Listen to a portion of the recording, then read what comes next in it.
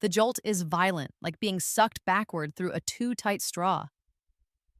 One moment there's fire, the scent of burning wood, and something else, something acrid and chemical that I know, with a horrifying certainty, is me. The next, I'm gasping, sitting bolt upright in a bed that's too small, the lavender scent of my old fabric softener hitting me like a punch.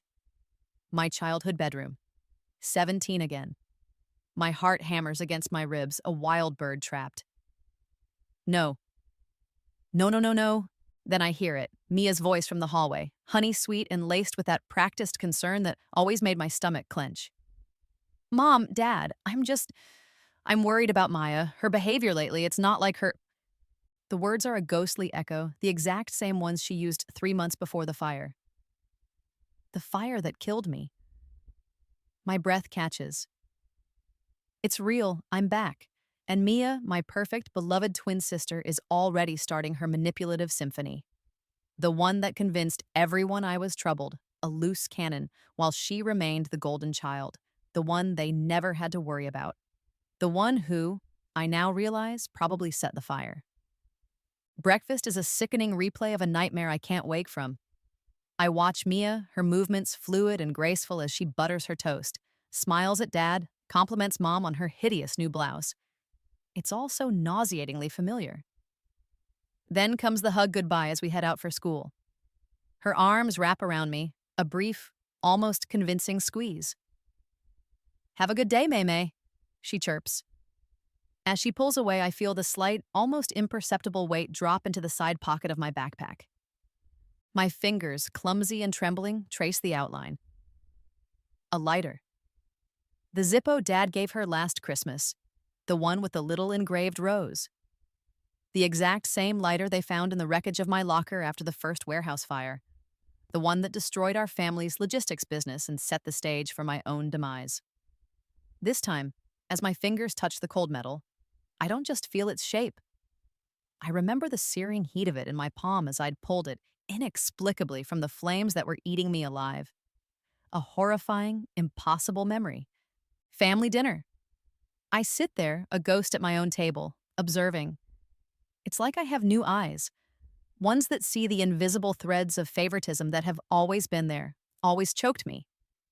Mom interrupts my story about a difficult chemistry problem, one I actually aced in my first life, to hang on Mia's every word about some tedious anecdote from her early college visits. Dad dismisses my volunteer award with a distracted nod but beams when Mia mentions getting an A on a pop quiz. It's not malicious, not consciously cruel. It's just how it's always been. Mia is the sun. I am a distant, barely visible moon. This dynamic, this constant casual dismissal of me, it's what fed Mia's jealousy. Her desperate need to be the only one, to eliminate any competition, however slight I might have seemed. It's what allowed her to escalate, to plot. Later, in my room, the one I died in, or will die in, I stare at my reflection. 17. Freckles I'd forgotten. A smattering of teenage acne I thought I was long past. But behind the two young eyes, the memories flicker. The acrid smoke filling my lungs. The terrifying realization that the emergency exit was bolted from the outside. The security footage that would later be declared unfortunately malfunctioning. And Mia's face at my funeral, a grotesque mask of grief, tear-streaked and tragic, while all along she was probably calculating how to spend the inheritance, how to manage the business that was now solely hers. But this time, the eyes looking back at me aren't filled with naive trust or confused hurt. They're cold. They hold knowledge. They hold a chilling, burning purpose. I open my laptop. The familiar hum is a comfort. In my first life, I was too lost in my own misery, too busy trying to live up to an impossible standard to ever look deeper. Now, I know what to search for. Mia's carefully curated social media, the one that painted her as a studious, slightly boring girl next door. I dig. It takes hours following digital breadcrumbs, but it's there. Hidden forums, anonymous accounts, a string of small-time gambling debts, escalating into something much bigger. Posts quickly deleted, but the internet, as they say, never truly forgets. Then, The business. Dad's pride and joy. I search for insurance policies, public records, and there it is, a significant increase in coverage, taken out just weeks before the fire in my first life. The beneficiary in case of both my parents' demise and, conveniently, mine? Mia and the security company that serviced the warehouse?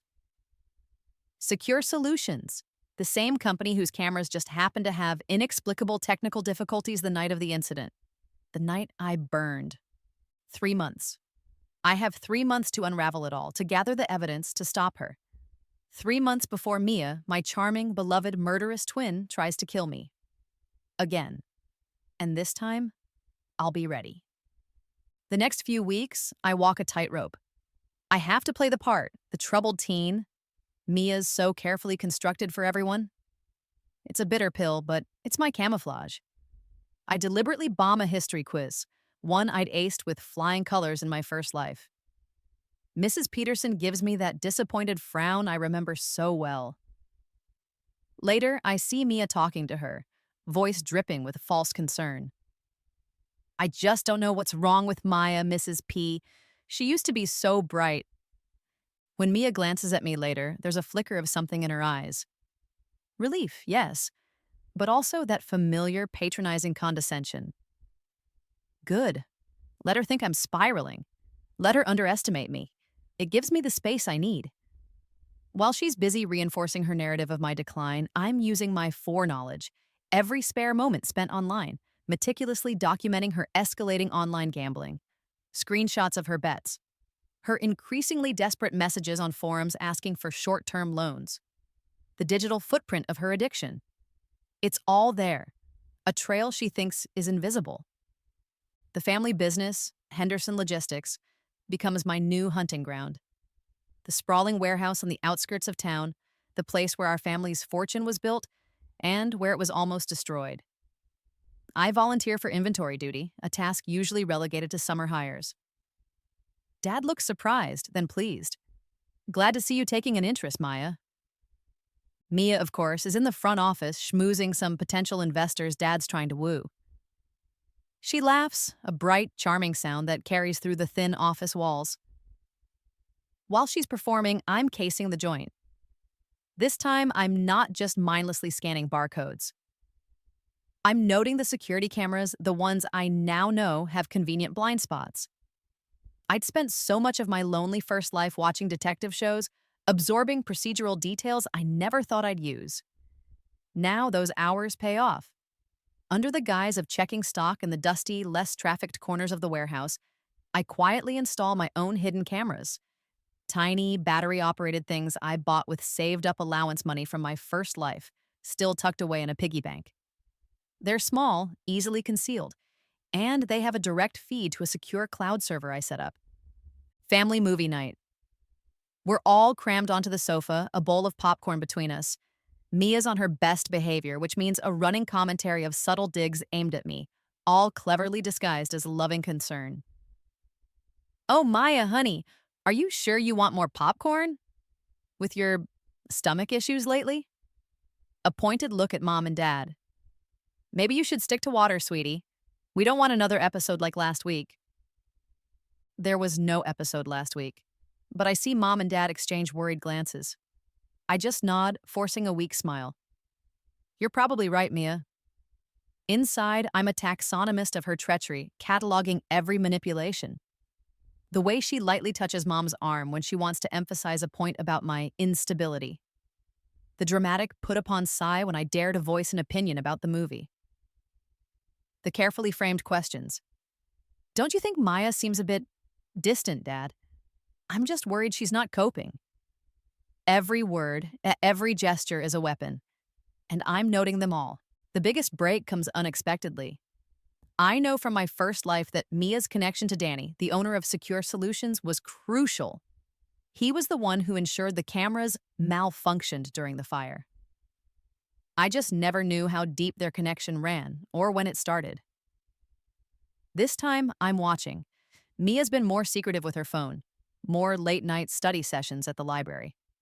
One afternoon, after she tells Mom she's meeting a study group, a prickle of instinct makes me follow her. She doesn't go to the library, she goes to a grimy little diner on the other side of town, the kind of place where people go when they don't want to be seen. And there, sitting in a booth, nursing a coffee, is Danny. He's younger than I remember him from the brief, blurry news snippets after the first fire, but it's definitely him. Slicked back hair, a cheap suit, eyes that shift around too much. I slide into a booth near the back, heart pounding, my phone already recording audio. Their conversation is muffled at first, but then Mia's voice rises, sharp and angry. Just need you to handle the problem, Danny, like we discussed. No evidence this time. None. Danny's voice is lower, calmer. Look, Mia, what you're asking, it's risky, and it's gonna cost you more than last time. I'll get you the money, Mia snaps. Just make sure it's done right. Make sure she can't pin anything on me. My blood runs cold. Last time, this wasn't just about the big fire, the one that killed me. This was a pattern. The warehouse fire that ruined the business. Had she been involved in that too? And Danny had helped? The sheer premeditation, the depth of her cruelty, it's far worse than I ever imagined. The recording is crystal clear, proof. Back in my room, the one that feels more like a crime scene every day, I create a detailed timeline. Events from my first life on one side, current events on the other. Mia is definitely accelerating her plans. The gambling debts are piling up faster this time, putting her under more pressure. She needs money, and the insurance payout from the warehouse from my death is her golden ticket. I can't just wait for her to make her move. I need to be proactive. Using a burner email address and a VPN, I begin sending anonymous tips to the insurance company. Vague at first, just enough to raise red flags. Concerned employee, suggest you review recent policy changes for Henderson Logistics. Irregularities noted. I attach a heavily redacted summary of Mia's known debts. All the while, I maintain my facade, the oblivious, slightly troubled teenager. I let Mia see me struggling with homework, looking pale and withdrawn. I let her comfort me with her false sympathy. The game has begun, and this time I know the rules. More importantly, I know how she cheats. The annual Henderson family barbecue. A sprawling affair in our backyard, the smell of grilled meat and Mom's 2 sweet potato salad thick in the air. Relatives I barely know, Dad's business associates, all mingling, laughing. It's supposed to be a celebration of summer, of family. For me, it's a minefield. I remember this day from my first life with a particular kind of dread. This was the day Mia systematically, publicly destroyed my chances of getting into Princeton. And just like clockwork, it happens again. I'm sitting at a picnic table, my nearly completed Princeton application essay. The one I'd poured my heart and soul into, twice now, lying beside my plate. Mia sachets over, a pitcher of iced tea in her hand. Oh, Maya, you look so stressed, sweetie.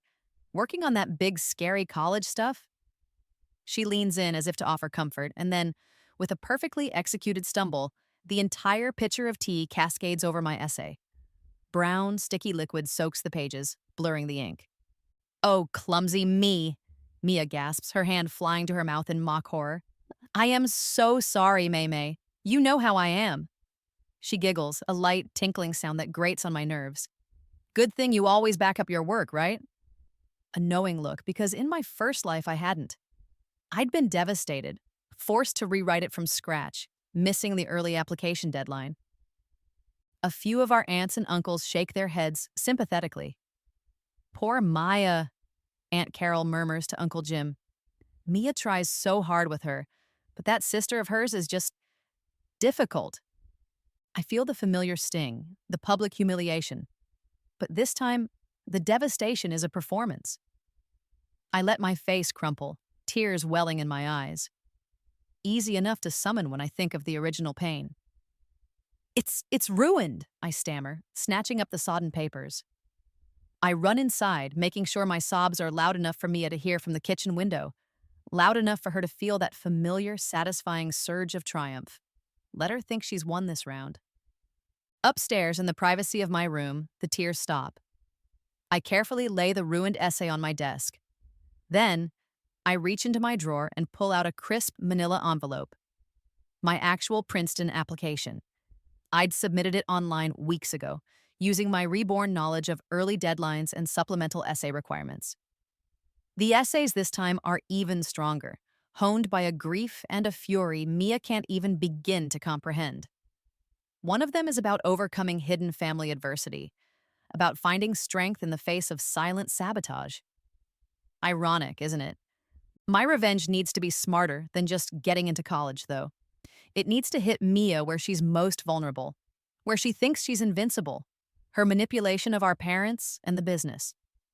My first life taught me painful lessons about the vulnerabilities in Henderson logistics, the loopholes Mia exploited.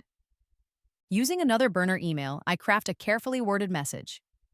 Anonymously, of course. This one goes to Mr. Davies, Dad's oldest and most important client. Urgent, potential internal security issue at Henderson Logistics. Suggest immediate unannounced site inspection. Discrepancies noted in inventory and employee access logs.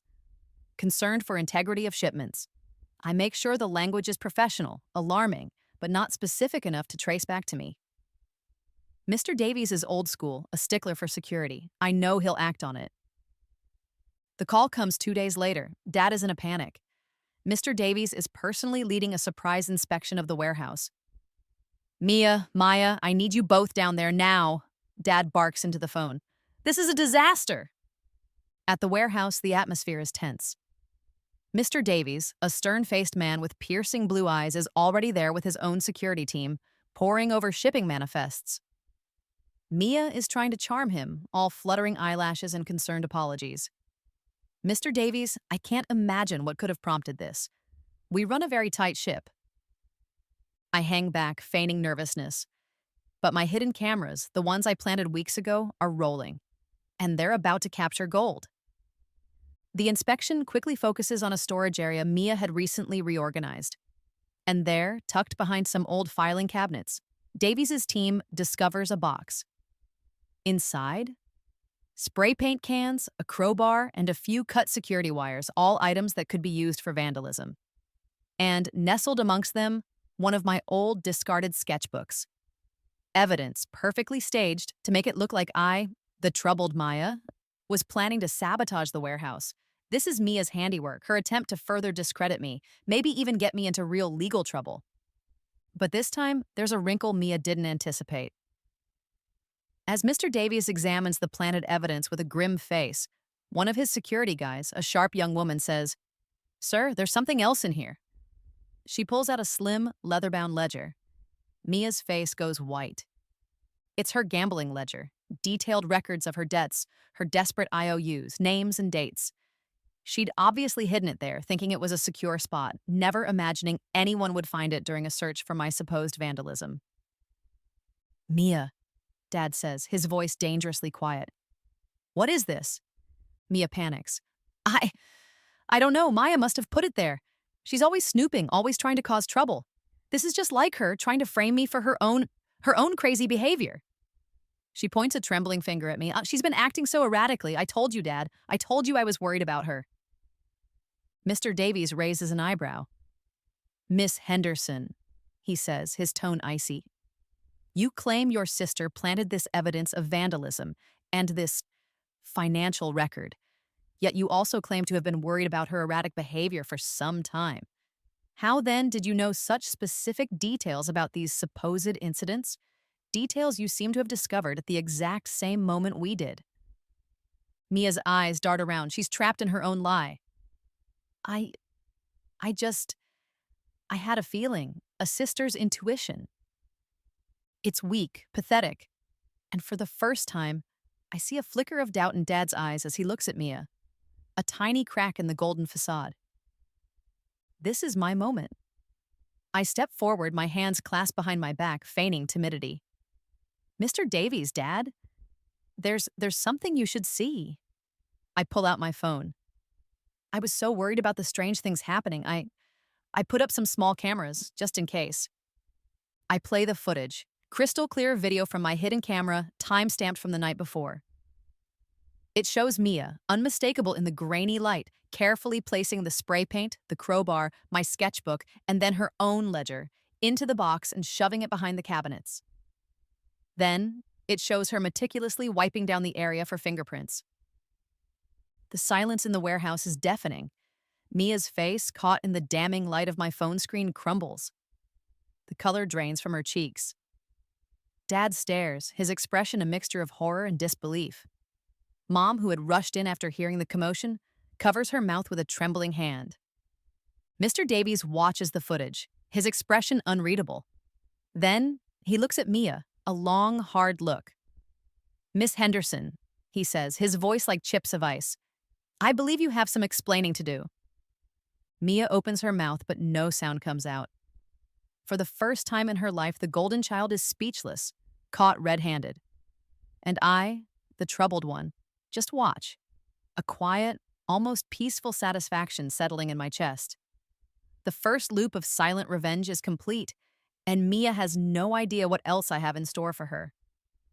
Mia, cornered and exposed, scrambles. Her first instinct, as always, is to gaslight. "That footage, it has to be faked," she exclaims, her voice shrill. "Maya's always been good with computers. She could have manipulated it somehow." "Dad, Mom, you know how she gets when she doesn't get her way. She's dangerously unstable."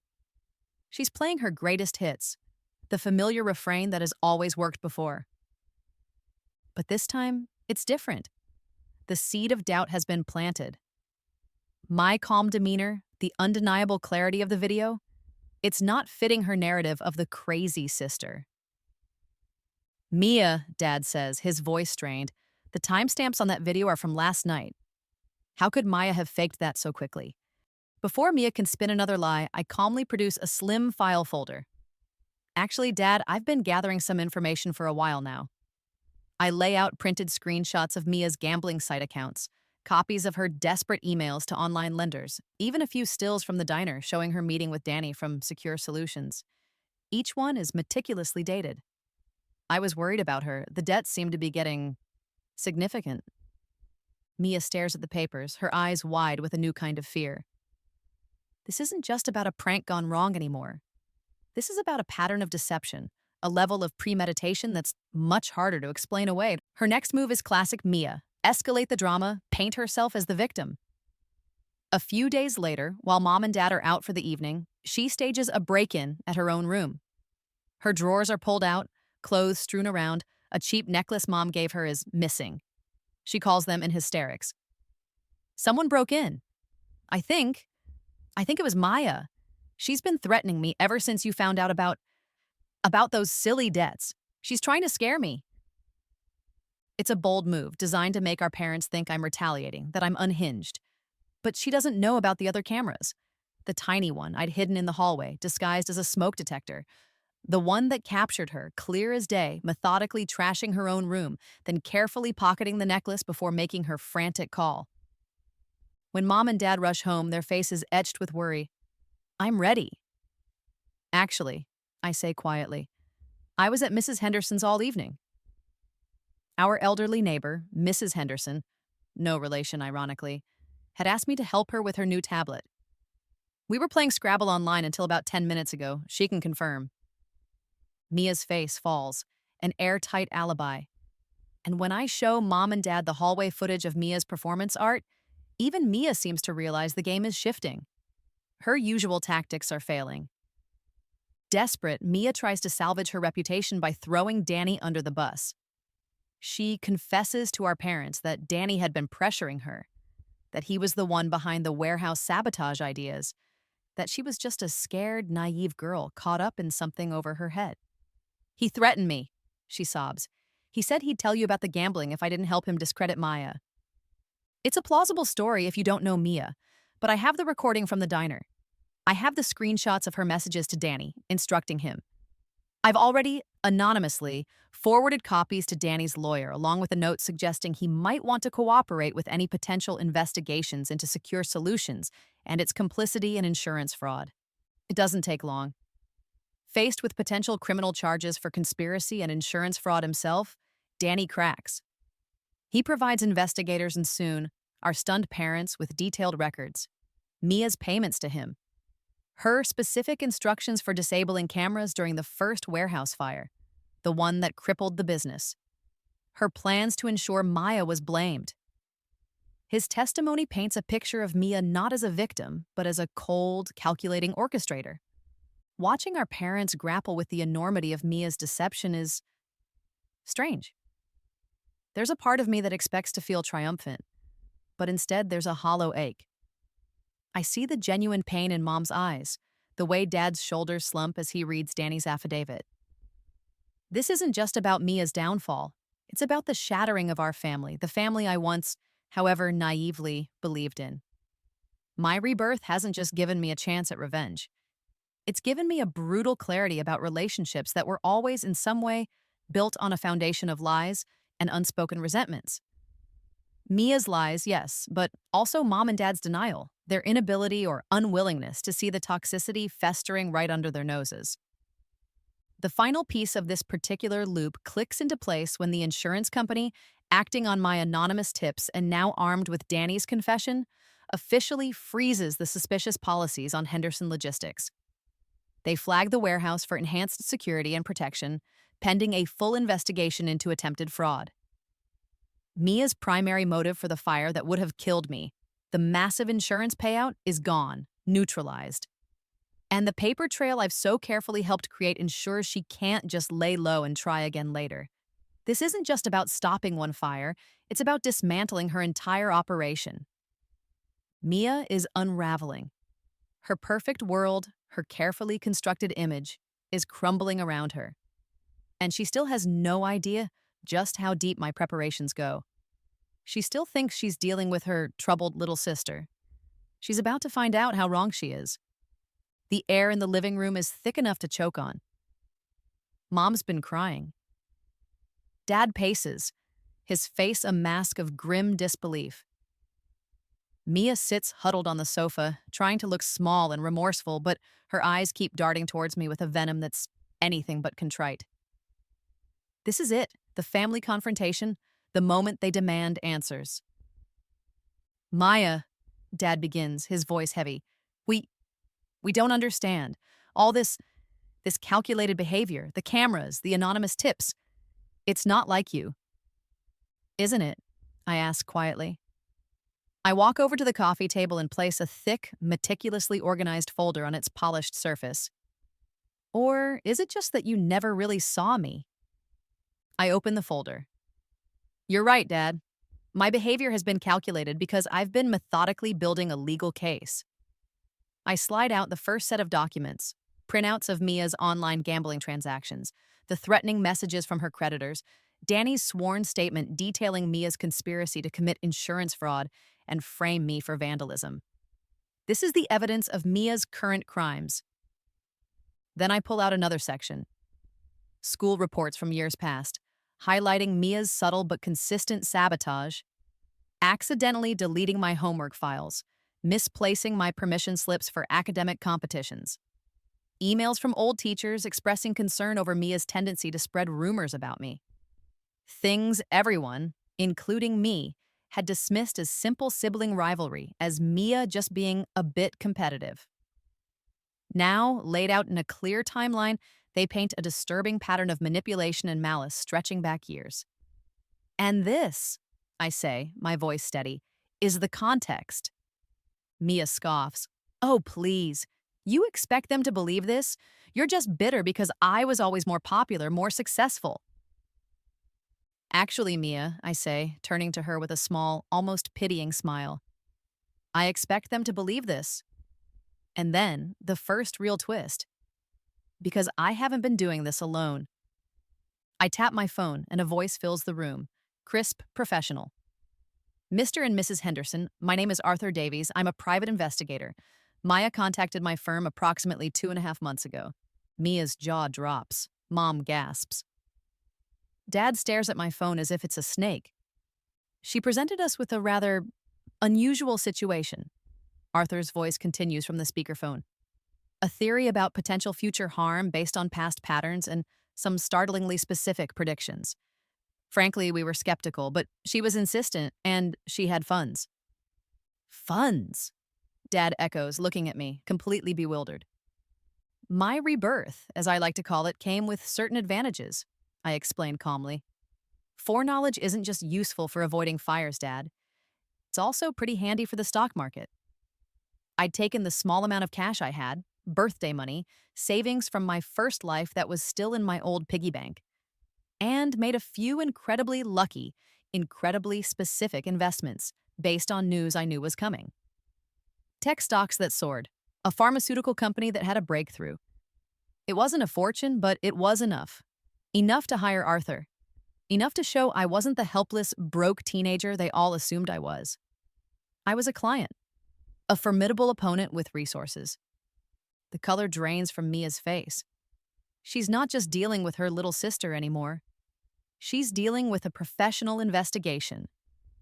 My calm demeanor throughout this whole crisis, the way I've seemed almost detached at times, it suddenly makes sense. While Mia was busy trying to sabotage my present, I continue, picking up a few envelopes from the folder. I was securing my future. I lay them on the table, acceptance letters, early admission, Princeton, Yale, Stanford. All with full scholarships.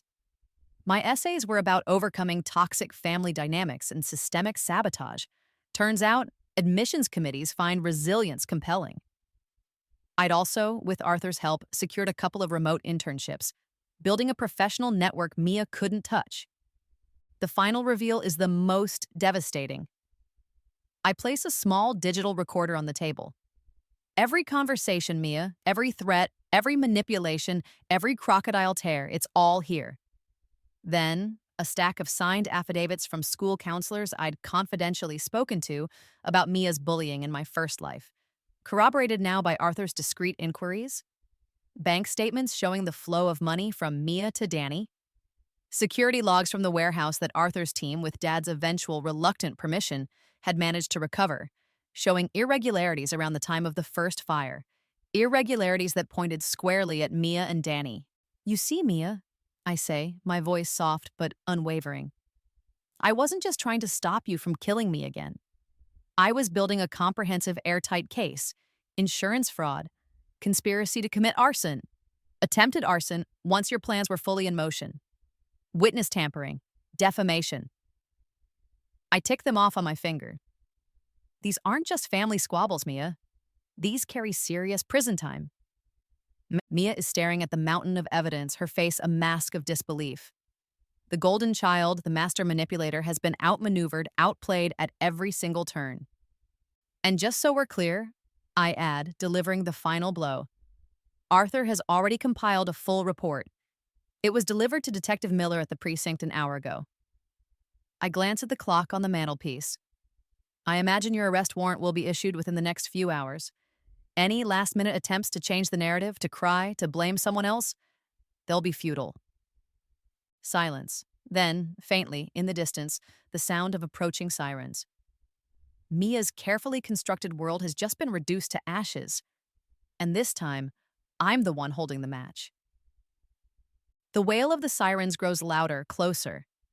A knot of blue and red lights flashes through the living room window, painting streaks across Mia's pale, horrified face. This is it, the point of no return. Mia lurches forward, falling to her knees in front of me, the picture of theatrical desperation. Tears stream down her face, real ones this time, I think. Or maybe she's just that good an actress. "Maya, please," she sobs, clutching at my hands. "Don't do this. I was scared. I was jealous. I didn't want to lose Mom and Dad's attention, their love. You were always so smart, so talented, even when you didn't try. I messed up. I'll change, I swear. I'll be the sister you always deserved. Just call them. Tell them it's a mistake, a misunderstanding." Her words are a sickening echo of the ones she whispered at my bedside, in that hazy, smoke-filled hospital room in my first life, right before I flatlined. The same tears, the same promises. Back then, weak and dying, a part of me pathetically wanted to believe her. Now I just feel a cold, weary calm. I gently pull my hands away. "I already gave you 17 years to be a real sister, Mia," I say, my voice quiet, devoid of the rage that once consumed me. "You responded with years of petty cruelties, systematic sabotage, and ultimately you planned my murder, not once, but twice." I meet her tear-filled gaze. Some choices, Mia, can't be undone. Some trust can't be rebuilt. Mom and Dad are watching, their faces etched with a pain so profound it's hard to look at. Dad finally speaks, his voice ragged. Maya, honey, isn't there any way? For the family's sake? Can't you forgive her? I turn to them, and for the first time, I see them not as the infallible parents of my childhood, but as flawed, hurting human beings who made mistakes. Big ones. Forgiveness, Dad, I say gently. That's a long road, but protecting Mia from the consequences of her actions, that's what enabled her to become this person. That's what almost got me killed. Real love, real family, sometimes means letting people face the truth of what they've done, even when it's ugly. There's a sharp rap at the door, two uniformed officers. Detective Miller, a woman with tired eyes and a no-nonsense expression, steps inside. Mia Henderson? She asks, her voice calm but firm. You're under arrest for conspiracy to commit arson, insurance fraud, and attempted murder. As the handcuffs click around Mia's wrists, her composure shatters completely. She thrashes, screaming. No, you can't do this, Maya, you bitch. You've destroyed everything. You've ruined our family. Her face is contorted, ugly with a rage that's finally, terrifyingly real. The golden child is gone. This is Mia, raw and unfiltered. Watching them lead her away, a shrieking, sobbing mess, I don't feel triumph. Not anymore, just a deep, quiet peace. The gnawing fear, the suffocating confusion that had been my constant companions in my first life, they're gone. Replaced by a certainty that is almost serene. Justice, even when it's this painful, this messy, has a way of cleansing. In the days and weeks that follow, the house is quiet. Too quiet. Mom cries a lot. Dad walks around in a daze, muttering about lawyers and bail hearings that never materialize. Mia is denied bail, deemed a potential flight risk and a danger, given the evidence Arthur and I provided. I talk to them, gently, patiently. I help them understand the difference between supporting a family member and enabling their destructive behavior. I show them the patterns they missed, the red flags they explained away. It's a slow, painful process for them, this unraveling of their denial. They have to confront how their unconscious favoritism, their desperate need to believe in Mia's perfection, allowed her toxicity to flourish, unchecked, for so many years. How it almost cost them one daughter, and, in a different way, has now cost them the other. There are therapy sessions, for them, for me. We sit in sterile offices, talking to kind-faced strangers about a family that imploded. It's hard, but it's a start. A new kind of honesty born from the ashes of the old lies. Mia, I hear through the lawyers, is not coping well in county jail. The manipulative charm doesn't work there. The entitled demands are met with stony silence. She's just another inmate, stripped of her privilege, her power. It's a harsh reckoning, but it's hers to face. I did not destroy our family. Mia did. I just turned on the lights. 6 months later. The auditorium is packed, the air buzzing with the excited chatter of graduating seniors and proud families. I smooth down the front of my valedictorian gown, a small, genuine smile playing on my lips. When my name is called, the applause is warm, real. I see Mom and Dad in the audience, their faces a mixture of pride and a lingering sadness that I know will take a long time to fade. In the glossy graduation program, next to my name, it lists my chosen university, Princeton. The acceptance letter, the one Mia tried so hard to prevent me from getting, feels like a small, sweet victory. Mia, meanwhile, is serving the first year of her sentence at a minimum security correctional facility upstate. Part of her plea deal involved mandatory intensive therapy for her gambling addiction and her diagnosed narcissistic personality traits with manipulative tendencies. Reports from her therapist relayed through the lawyers are cautiously optimistic about the addiction, less so about the personality traits. Some things, it seems, are harder to fix.